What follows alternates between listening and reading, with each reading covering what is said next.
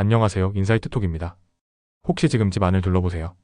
테이블 위에는 뭔가 잔뜩 올라와 있고 옷장은 문이 겨우 닫힐 정도로 꽉 차 있고 바닥에도 여기저기 물건이 흩어져 있지는 않나요? 정리를 한 것 같은데도 여전히 공간이 좁고 답답하게 느껴진다면 그건 단순히 물건을 잘 정리하지 못해서가 아니라 공간 활용 방법이 비효율적이기 때문일 수도 있습니다. 공간을 더 넓게 활용하려면 먼저 불필요한 물건부터 줄여야 합니다. 그리고 남은 물건을 보다 효율적으로 정리하고 배치하는 방법을 익히면 같은 공간도 훨씬 더 넓고 쾌적하게 사용할 수 있습니다. 오늘 영상에서는 미니멀 라이프를 실천하면서 공간을 넓게 활용하는 정리정돈 꿀팁을 소개하겠습니다. 영상 끝까지 보시면 당장 따라할 수 있는 실용적인 방법들을 알게 될 것입니다. 첫 번째, 불필요한 물건 줄이기. 공간을 확보하는 첫 번째 단계는 불필요한 물건을 줄이는 것입니다. 많은 사람들이 정리를 한다고 해서 단순히 물건을 옮기거나 정리함에 넣는 것으로 끝내는데 사실 공간을 넓히는 가장 효과적인 방법은 불필요한 물건을 과감하게 없애는 것입니다. 가장 쉬운 기준은 최근 1년 동안 사용하지 않은 물건이 있는지 확인하는 것입니다. 만약 1년 동안 단 한 번도 사용하지 않은 물건이라면 앞으로도 사용할 가능성이 극히 낮습니다. 하지만 많은 사람들이 이런 물건을 쉽게 버리지 못합니다. 가장 흔한 이유는 언젠가 필요할 것 같아서입니다. 하지만 언젠가라는 날은 대부분 오지 않습니다. 물건을 줄이는 방법 중 하나는 3초룰입니다. 어떤 물건을 보고 최근 3개월 동안 사용했는지, 앞으로 사용할지 여부를 3초 안에 대답할 수 없다면 과감하게 버리는 것입니다. 또 다른 방법은 원인원 아웃 법칙입니다.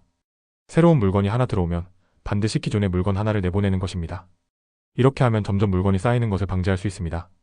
불필요한 물건을 줄이면 자연스럽게 공간이 넓어지고 생활이 단순해지면서 관리가 훨씬 쉬워집니다. 두 번째, 효율적인 수납.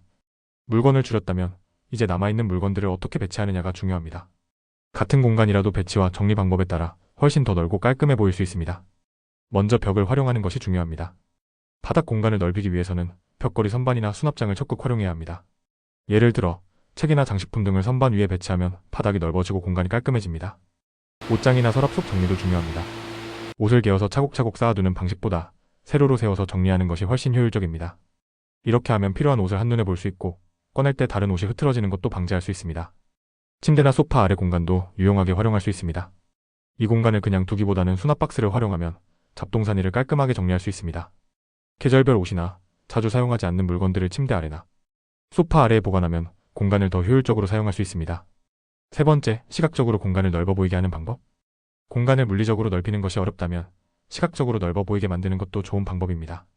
먼저 밝은 색상을 활용하는 것이 중요합니다. 벽지나 가구의 색상을 화이트, 베이지, 연한 그레이처럼 밝은 색으로 선택하면 공간이 확장된 느낌을 줍니다. 반대로 어두운 색상은 공간을 더 좁고 답답하게 보이게 합니다. 거울을 활용하는 것도 효과적입니다. 적절한 위치에 거울을 배치하면 빛을 반사시켜 공간이 더 넓어 보이는 효과를 줍니다. 특히 거울을 창가 쪽이나 방의 가장 넓은 면에 배치하면 더욱 효과적입니다. 조명도 중요한 요소입니다. 자연광을 최대한 활용하고 조명을 밝게 유지하면 공간이 한층 더 넓고 쾌적하게 보입니다. 특히 코너 부분이 어두우면 공간이 더 좁아 보이므로 적절한 조명을 배치하여 공간 전체를 균일하게 밝게 유지하는 것이 좋습니다. 네 번째, 디지털 미니멀리즘. 보이지 않는 공간도 정리해야 합니다. 공간 정리는 물리적인 물건만 해당되는 것이 아닙니다. 디지털 공간도 깔끔하게 정리하면 생활이 훨씬 편리해집니다. 종이 서류가 너무 많다면 중요한 문서들은 스캔해서 디지털 파일로 보관하는 것이 좋습니다. 이렇게 하면 물리적인 서류 보관 공간을 줄일 수 있고 필요한 자료를 훨씬 더 쉽게 찾을 수 있습니다. 이메일과 스마트폰 저장 공간도 주기적으로 정리해야 합니다. 불필요한 이메일과 구독을 정리하고 스마트폰에 쌓여있는 사진과 파일들을 정리하면 디지털 환경도 쾌적하게 유지할 수 있습니다. 충전기나 전자기기 관련 액세서리들도 최소한으로 줄이는 것이 좋습니다. 사용하지 않는 충전기나 케이블이 많다면 필요한 것만 남기고 정리하는 것이 공간 활용에 도움이 됩니다.